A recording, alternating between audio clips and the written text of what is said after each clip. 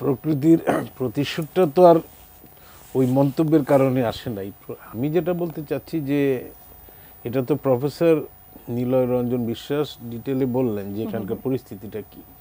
তো আমার যেটা বক্তব্য সেটা হলো যে এখন যে গ্লোবাল ওয়ার্মিং যেটা হচ্ছে এটা তো নিশ্চয়ই তারা একটা অনুসন্ধানে, যেটা নিউজে বলা হচ্ছে যে একটা ইনভেস্টিগেশন হবে কিভাবে কি দাবানলটা হলো বা কি হলো, কিন্তু এটা জেনারেলি বলা যায় যে বৈশ্বিক জলবায়ুতে একটা ব্যাপক পরিবর্তন আসছে এবং সায়েন্টিস্টরা, যেটা জাতিসংঘের প্যানেলের সায়েন্টিস্টরা বারবারই বলে আসছেন যে এটা মনুষ্য সৃষ্ট এবং সেই জন্যই তারা কপ বৈঠক করেছেন এবং একটা মিলিতভাবে এই জলবায়ুর উষ্ণতাটাকে মোকাবেলা করার চেষ্টা তারা করেছেন।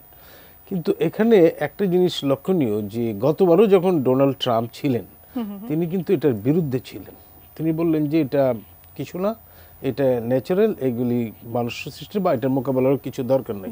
যে কারণে উনি প্যারিস চুক্তি থেকে বেরিয়ে আসা, তারপরে জলবায়ু সংক্রান্ত যতগুলি এর থেকে বেরিয়ে আসছিলেন। মাঠের অলরাউন্ডার আমি, আর ঘরের allrounder Tilex. Tilex toilet cleaner, clean মানেই টাইলক্স।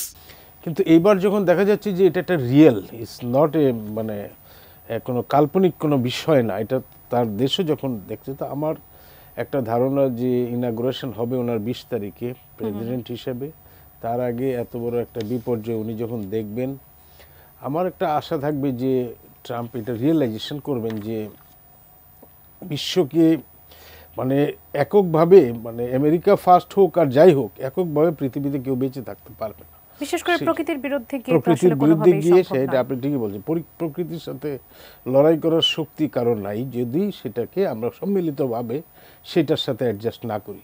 তো আমার ধারণা যে একটা গ্লোবাল ওয়ার্মিং মোকাবেলার জন্যে কোপের মাধ্যমে বিশ্ব নেতৃবৃন্দ যে ধরনের কমিটমেন্টগুলি করেছেন সেইগুলি বাস্তবায়ন করা, অর্থাৎ বৈশ্বিক উষ্ণতাটাকে একটা রেঞ্জে নামিয়ে রাখা এবং যেসব এলাকায় তার প্রভাব পড়েছে, বিশেষ করে আমাদের দেশের মতো লো লাইং কান্ট্রিগুলিতে, সেগুলিকে অ্যাডজাস্ট করার জন্য যথেষ্ট অর্থায়ন করা, যারা ধনী দেশ, যাদের পলিউশন এই সমস্ত।